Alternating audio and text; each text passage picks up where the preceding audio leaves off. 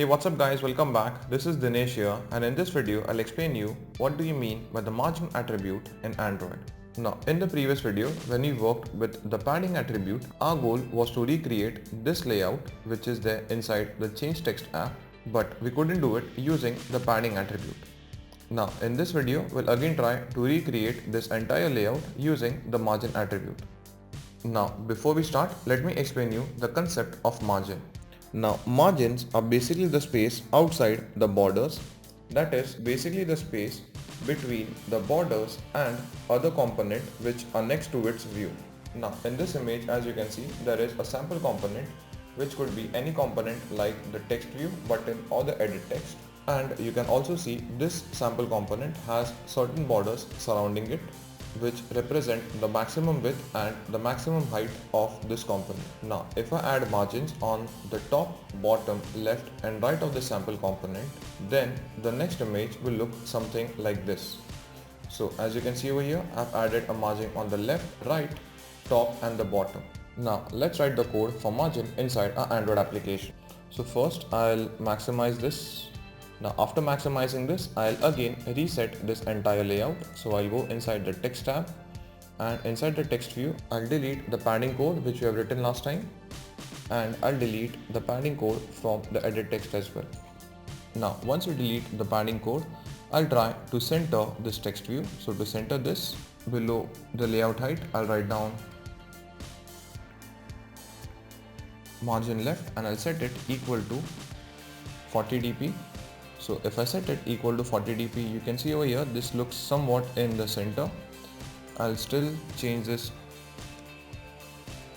Now you can see over here at 45 dp this somewhat looks in the center. Now remember here guys, my goal is not to bring this text view in the center, it is just to explain you the margin attribute. You can prototype with the margin left and margin right later as well. Now after this I'll add some spacing between this title bar and the text view. So to add the spacing, I'll write down margin top and I'll set it equal to 50 dp.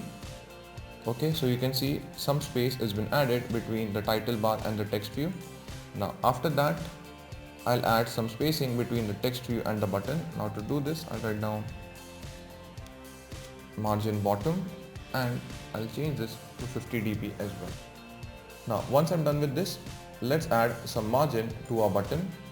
So first I'll add a margin on the left side. So I'll type down margin left and I'll set it equal to 45 dp again. Okay, 45 dp is a little too less. Okay, so I guess 80 dp as a margin left is working fine. After that, I'll again add some spacing between the text view and the button. This time I'll put the margin top inside the button.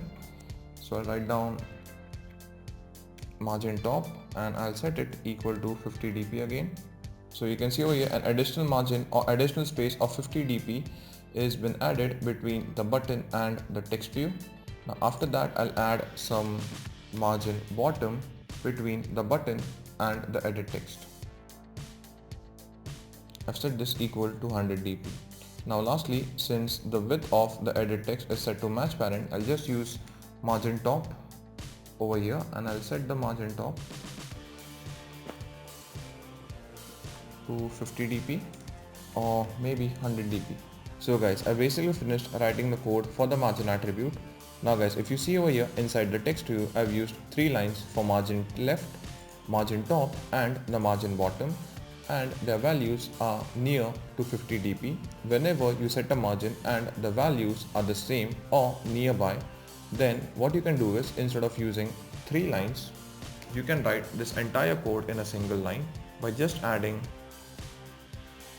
Android layout margin and I'll set this equal to 50 dp.